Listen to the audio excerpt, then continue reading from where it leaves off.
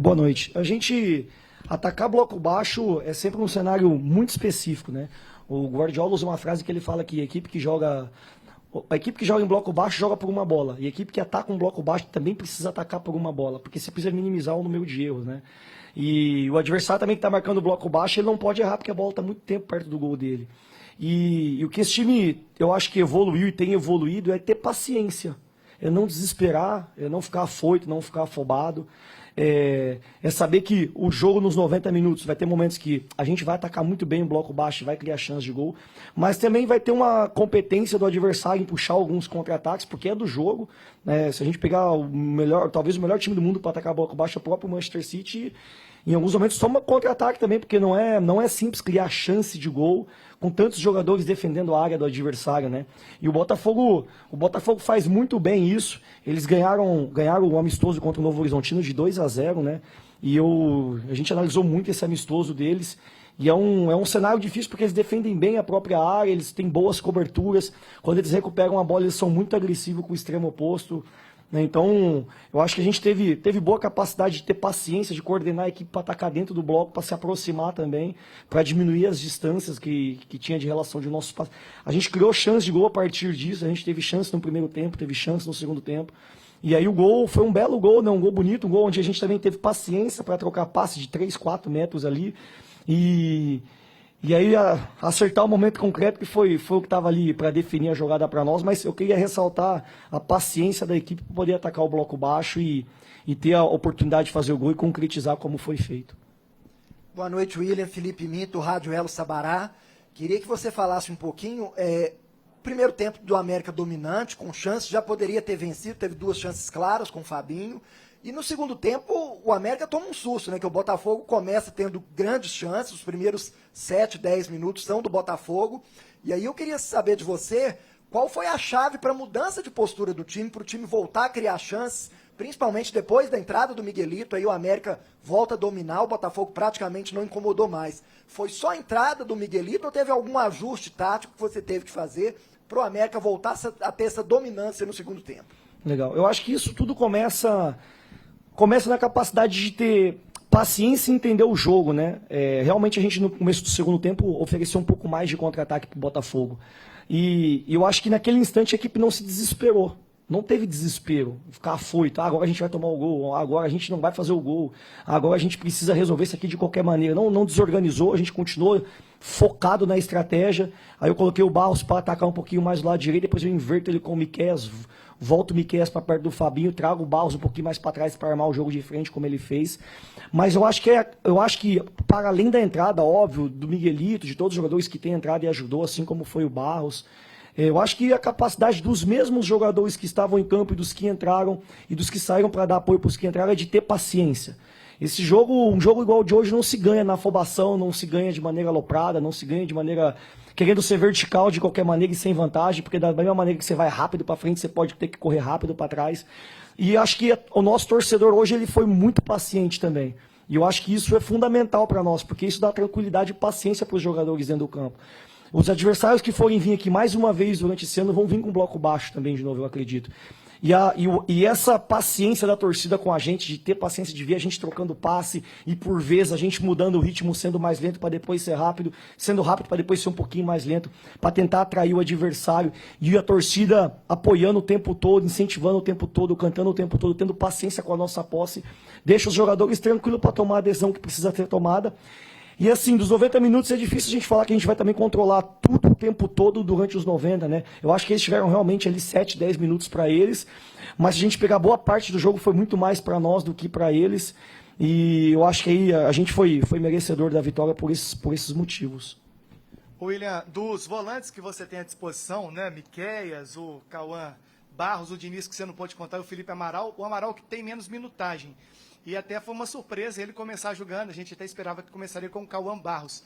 E você fala que pede para ele organizar o jogo um pouco mais de trás, o gol sai de uma cabeçada dele.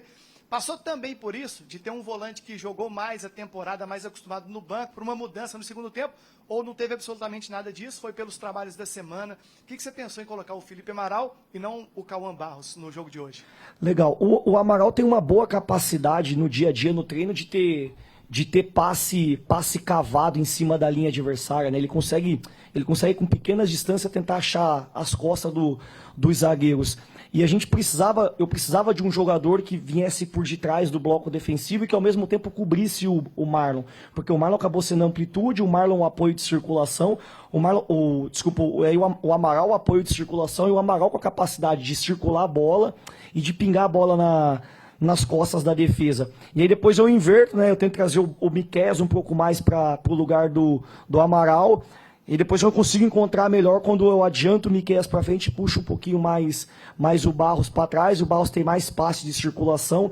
E é característica, né? Eu precisava muito de um volante hoje que conseguisse dar a circulação e alguns passes cavados em cima da linha. Por isso foi a entrada do Amaral. E a gente tinha do outro lado o Fabinho para atacar área, o William para atacar área, o Elisari de 10 para tentar também atacar área quando entrasse com 4. Então foi muito baseado em cima da característica.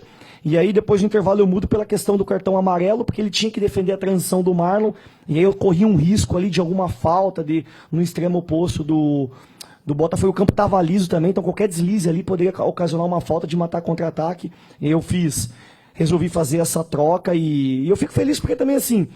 Todos que têm entrado na nossa equipe desde o início, eles têm entrado bem, os jogadores têm correspondido. Eu acho que eu não repeti a escalação, pelo menos eu não me lembro. E eu acho que isso tem mantido a mobilização alta e a cooperação do nosso grupo. E eu tenho ficado bem feliz por isso. William, eu vou fazer 2 perguntas em uma. A primeira, eu queria que você avaliasse os estreantes do dia, né? Depois de cerca de 20 dias de atividades, pós-Campeonato Mineiro. Os estreantes, esses jogadores não tiveram a oportunidade de jogar o Campeonato Mineiro, por já ter terminado o prazo de inscrição, eles estrearam hoje. Eu queria que você falasse do William, do Miguelito, do Stênio, e eu queria que você já fizesse uma projeção do próximo jogo, né? O jogo contra o Remo, que é um jogo importante, que vai ser o primeiro jogo fora de casa do América na Série B. Legal. Acho que o Fred, junto com o pessoal todo do CA e até do Scout, foi bem assertivo a nível de característica. A gente precisava de jogadores com essas características, né? O William tem muita mobilidade, capacidade de atacar ruptura curta, também segura a bola no pivô, consegue se associar. O William traz muitas coisas positivas, né? Um cara com muita saúde também, consegue pressionar zagueiro, consegue recompor bloco médio. O Miguelito tem uma capacidade enorme de jogar em espaços mais reduzidos, de se associar com os companheiros. Isso é importante para atacar bloco baixo, né? Então a gente teve essa boa variação hoje com Fabinho com força, Figueiredo com força, mas aí o Elisai com espaços curtos, depois o Miguelito com espaço curto, o Iago que participa do gol também com capacidade de jogar em espaços mais reduzidos. Ajuda e eleva toda a capacidade de associação da equipe, né? É bem legal de ter. Eu, como treinador, eu gosto, e para mim é importante, eu acho que é para todos os treinadores, quando consegue ter variação tática através da característica dos jogadores.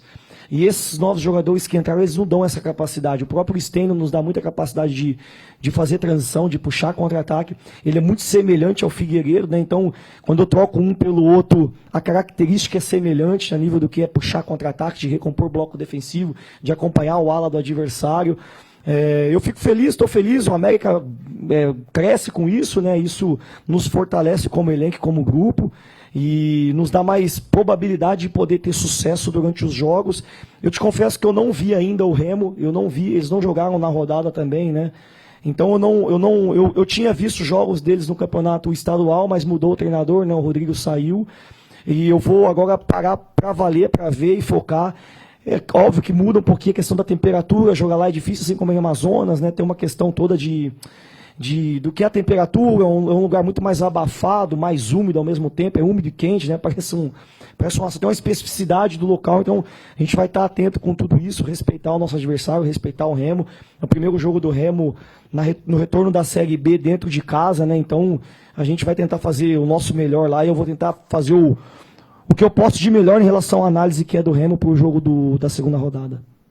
Ô William, queria que você falasse um pouquinho, é só a primeira rodada da Série B, mas a gente acompanhando o América, ano passado o América foi muito prejudicado pela quantidade de empates durante a competição.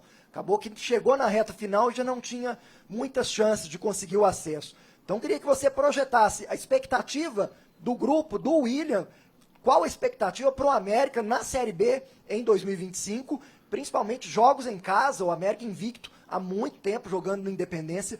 Já tem alguma projeção de pontuação para jogos em casa e fora de casa para que o América consiga buscar o acesso para a Série A novamente? Eu acho que o que a gente tem que fazer bem feito é controlar as coisas que a gente pode fazer, o que é estratégico, tático, o que é o nosso treino no dia a dia, e ter muita capacidade de ser compromissado e ambicioso, tanto dentro de casa quanto fora de casa. E também dentro de casa saber que em alguns momentos a gente vai precisar fazer o que a gente fez hoje no final do jogo também, é jogar um pouquinho por transição, explorar as dificuldades que o adversário tem. Eu acho que esse é o maior respeito que o América pode ter pelos adversários que tem.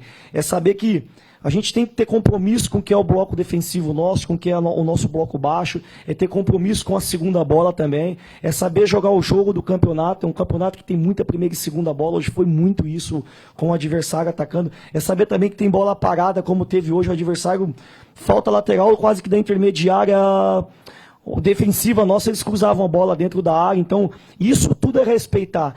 É difícil ter uma predominância em relação a tudo aquilo que a gente almeja como a perfeição, né? Então vamos ter posse de bola o jogo inteiro, vamos atacar bem o jogo inteiro, não vamos sofrer transição, não vamos precisar marcar bloco baixo, não, isso é mentira, pô. Nós vamos precisar marcar bloco baixo sim, nós vamos precisar defender a área sim, nós vamos precisar fazer gol de bola parada também. Todo o empate é um bom empate acompanhado de uma vitória no momento seguinte.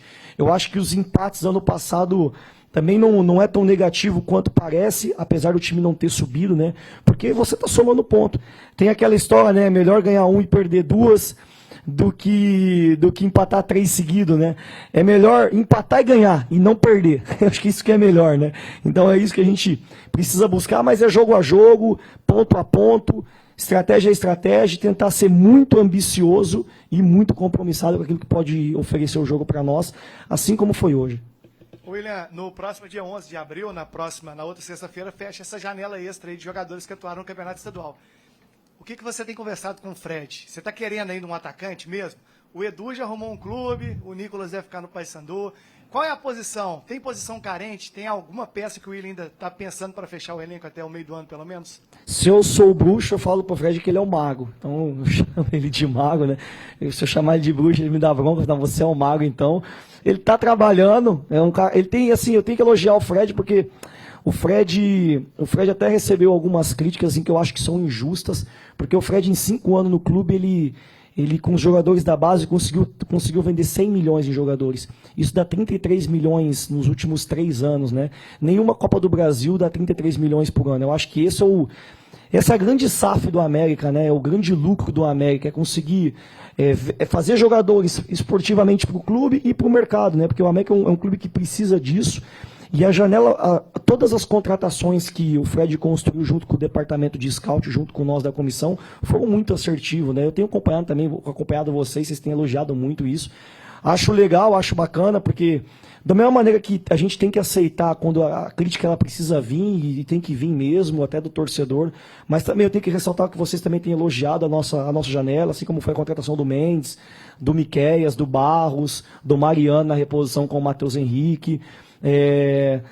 Também da gente bancar os garotos, o nosso DNA formador no time principal, e eu acho que até o dia 11 pode ter mais uma surpresa aí, vamos aguardar para ver o que o Mago vai fazer para nós. Um 9, mais um. Boa. Tá bom? Boa, gente. Valeu.